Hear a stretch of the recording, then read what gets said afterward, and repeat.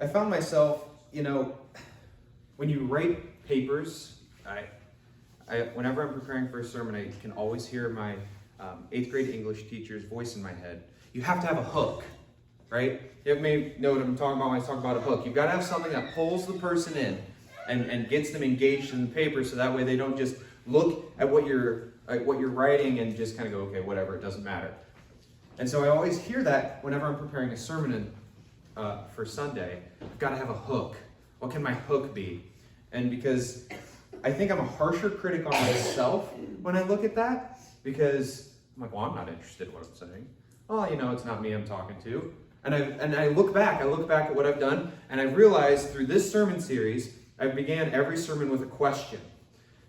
And at the point of being redundant, we're going to do it again this morning. So, here's your question. How do you know what you know? How do you know what you know? I mean, how do you know that the grass is green? Someone at some point just told you, hey, look, the grass is green. And we all just said, okay. No one argued it. We all agree the grass is green. How do you know? How do you know what you know? I asked Susie. And Susie said, yes, Brett, it's green. If she I mean, said it's blue, I'm going with blue. So I asked Kirsty, I said, what if we raised Lincoln and we told him the grass is blue? And what if we told him that the sky is green? That's kind of a horribly mean thing to do, but I mean, in his world, the grass is green, the grass is blue, and the sky is green. That's how it is, because he said, okay. And it would change everything, right? He would stand out, he would admire the emerald green waters of the Caribbean. His favorite vegetable would be blue beans. He loves blue beans. When he gets old enough, we'd start practicing on getting to the blue in par. We have to get on the blue in par. It sounds crazy, but actually I work with a guy who's colorblind, and he has a really hard time discerning the difference between blue and green, because in his eyes, it all comes across as various shades of gray. And no one ever lied to him, right? No one ever told him that grass is blue and the sky is green, but he can't really tell the difference between those two colors. And it fascinates me that he lives in a totally different world than I do. How I perceive everything going on around me is totally different than the way he looks at it. Now, I'm extremely nearsighted. If you've ever noticed when I wear my glasses and they are very, very thick. I don't wear them often because they're heavy enough that they leave indents on my nose. And growing up, we didn't have a single clue. No one had an idea that I couldn't see 6 inches in front of my face. And it brought my athletic career into great question. As soon as I could, my dad had a baseball in one hand and a glove in the other, and we're out playing catch in the yard. But quickly, we started to realize, perhaps baseball isn't my sport. I was one of the few kids that basically had his name carved into the outfield for T-ball.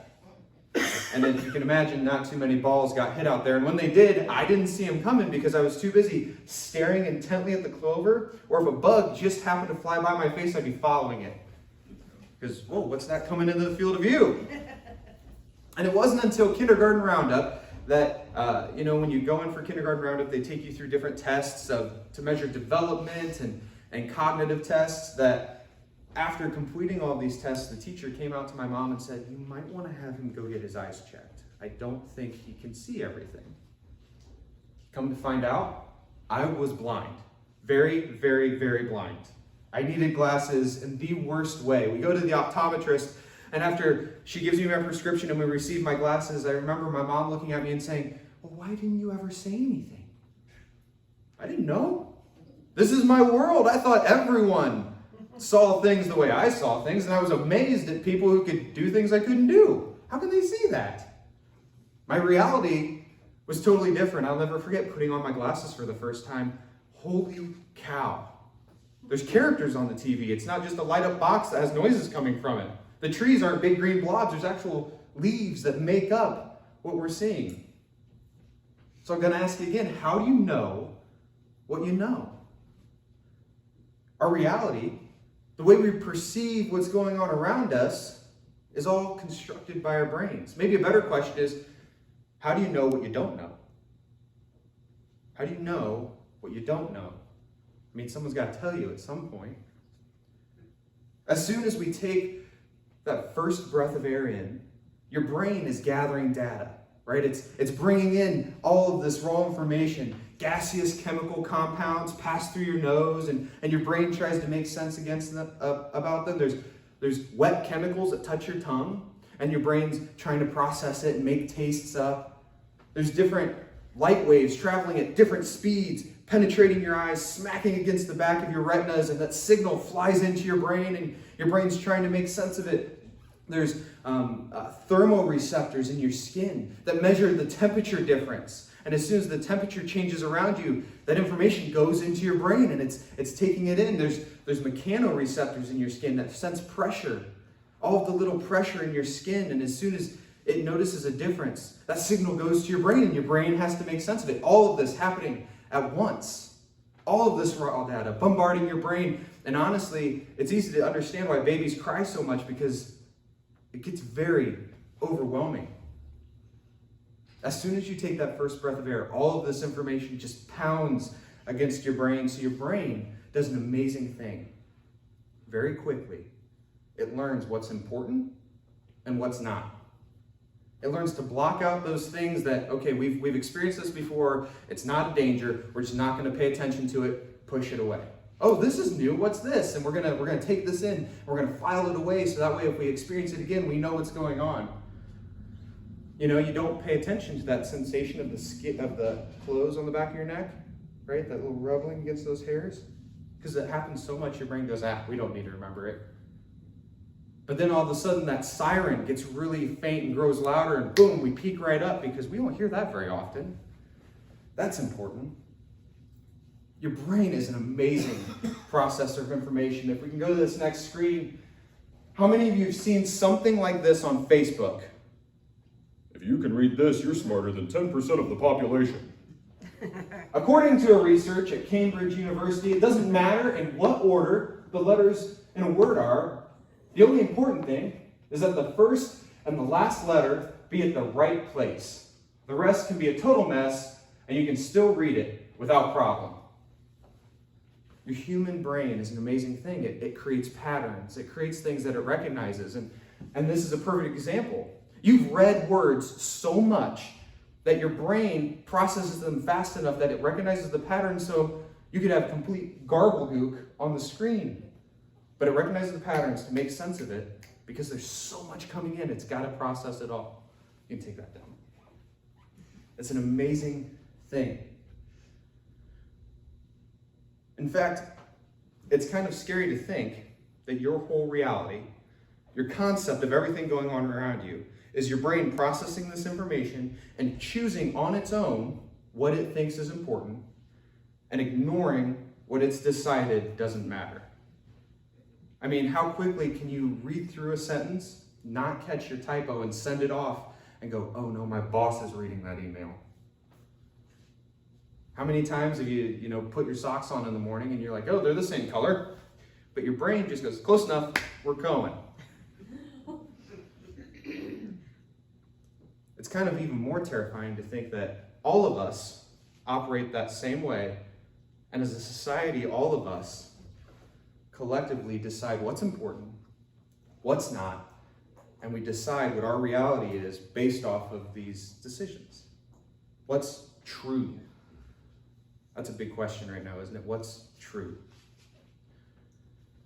That our reality, what we all recognize as true, what we've all grown up with, is decided by something that's kind of outside of our control, by this collective consciousness.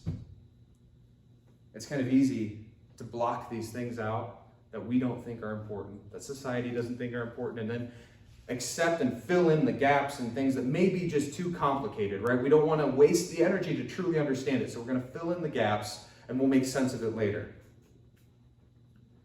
I nerd out when we start talking about these things, because it's interesting to me how we can have two people live next to each other and experience two different realities. I think this is most evident when you look at football teams, right? And I feel really bad doing this, but the Cleveland Browns this year's a little different, but traditionally they've not been a great team, right? They lose a lot. They've become the joke of the NFL. But if you were to ask those players at the beginning of every year, no matter the odds, they all believe they're going to win the Super Bowl. If you go to any team and any sport, at the beginning of every year, that group believes they will win the championship. That's their reality. Their eyes are set on that goal. Even if you standing outside can look at it and go, you've got no shot. You're half the size of the team that you're going to go against. Honestly, you're not very talented and you really don't know what's going on when you step on the field. You can see that, but their reality is they are going to win the championship. They're walking away with a ring. We see what we want to see because we choose what's important and we forget the things that aren't. When things are really hard to understand, we look for patterns to make sense of it, to fit the world that we have in front of us. Our cultural reality, our worldview is based on society's ability to process all of this raw data that bombards us every day when we turn on the news, when we read the newspaper, when we're scrolling through Facebook. As a society, we choose to ignore what we deem not to be important. And those things that are really hard to understand, we look for patterns that we recognize, and we look past the information that's too hard to understand to build an answer, a solution to this problem.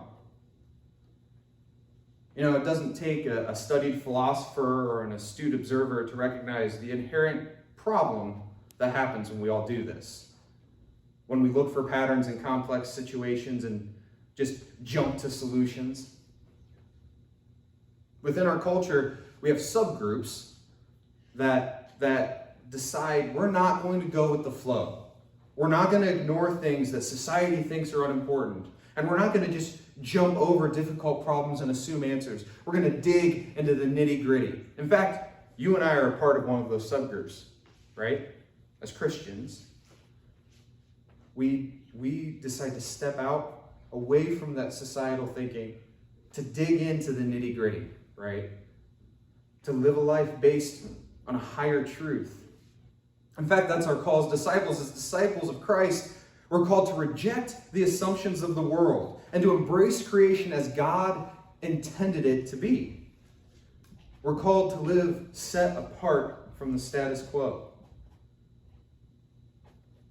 Recently, I've acquired an Oculus Quest. Does anyone know what an Oculus is? If you look at your bulletin on the side that's got the title, there's a picture of a guy who's got like a headset on. That would be an Oculus. It's a virtual reality headset. And when you put it on, you get two remotes in your hands, and the remotes connect with the headset, and they give you virtual hands in this virtual space. And you have earphones right above your ears that have surround sound in them. And then when you put this headset on, you step into a virtual world. The room you're in disappears, and you are wherever that headset, you pick in that headset to be. For example, if you'll hit the next slide, the other night, this is Angel Falls. It's hundreds and hundreds of feet tall. It's if you've seen the movie Up, this was the inspiration for those waterfall in the movie Up. And in my virtual reality headset, I took a tour of Angel Falls. What they did was they strapped a camera, a 360 camera, to the bottom of a drone, and they flew the drone up to the top of the falls, up above the cloud line, and they spun around and showed you the landscape and then took you back down the falls. And the whole time they're doing this, there's a narrator explaining, like a documentary, the history of the falls and the history of the national park. And as I'm listening to his voice, I'm there. I can look down and there's nothing below me, just the bottom of the mountain. I can turn around and I can see the landscape out away from the falls. I can almost reach out and feel like I can touch the water. It's an amazing experience. And honestly, it's a great escape from a stressful life. At the end of the day, I can put Lincoln to bed. I can not hog the TV from Kiersey. I can put on my headset, and in a matter of seconds, I can be sitting on a beach fishing. Just casting the line out and reeling them in. Every day. It's an amazing break from the reality that goes on around me, and it's this breath of fresh air. You know, within our Christian culture, we try to build a reality around us, a reality with a foundation of spiritual truth. You know, we try to live lives that reject the assumptions of the world, right? And embrace the creation as God had intended it to be. Romans 12:2, don't copy the behavior and customs of this world, but let God transform you into a new person by changing the way you think. Then you will learn to know God's will for you, which is good and pleasing and perfect. And this desire to live apart, we build a world around us. We build our own world that inevitably ends up built on assumptions, that inevitably ends up built on denials, because we're broken and hurting people that like to create a place where we can feel safe. As much as we try to forget it, we're flawed humans, and in our brokenness, we inevitably ignore what we deem to be unnecessary. And we fill in the gaps of those things that are challenging to us. Those things that make us ask those difficult questions. Well, how do you know what you know? We look past those questions and fill in the gaps so that way we may maintain a stress-free life. And that way we can maintain a firm grip on our self-defined truth. In Revelation chapter 3, Christ speaks to the church in Sardis. I know all of the things you do, and that you have a reputation for being alive, but you're dead. Wake up! Strengthen what little remains, for even what is left is almost dead. I find that your actions do not meet the requirements of my God.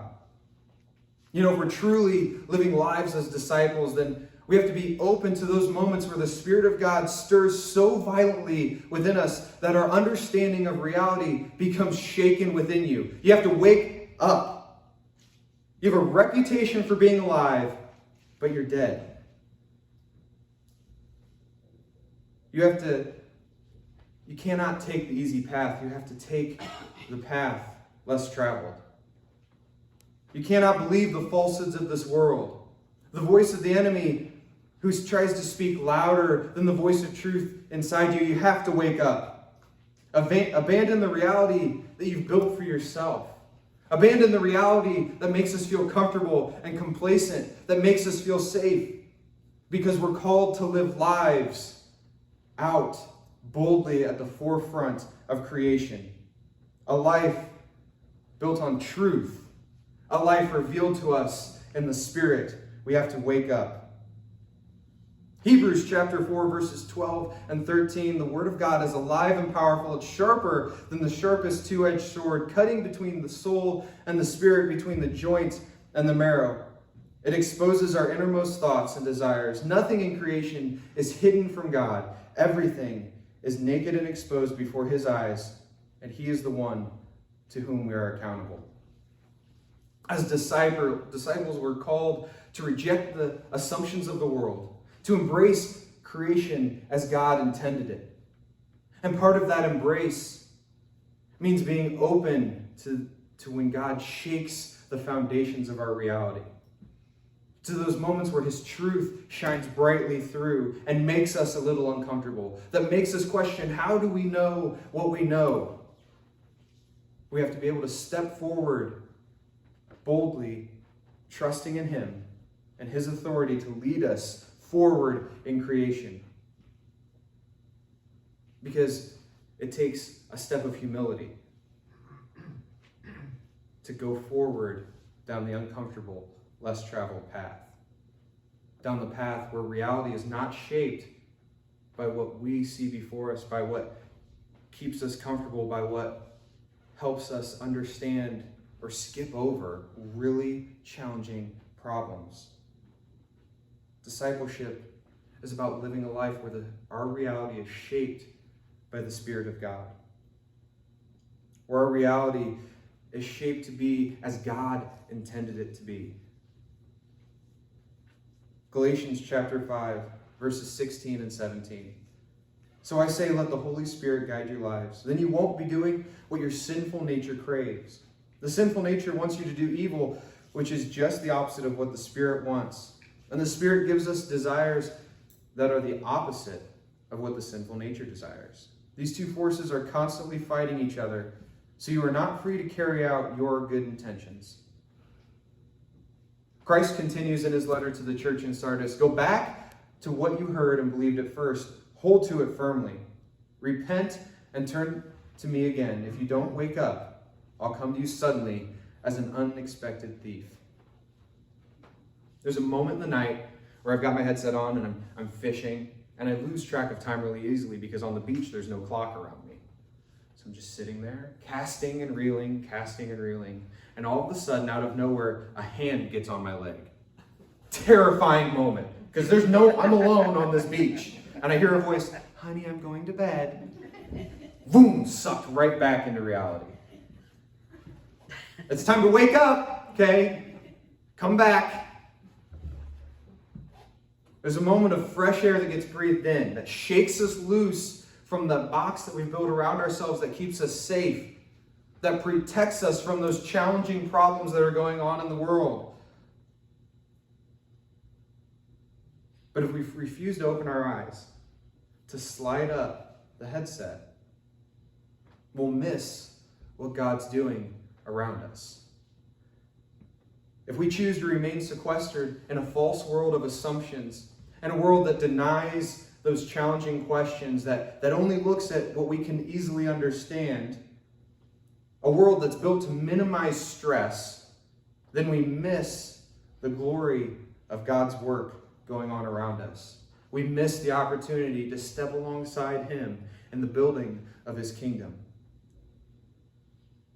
Discipleship is not a passive experience. I'm going to say it again. Discipleship is not a passive experience. It's about taking an active role in what God's doing in the world.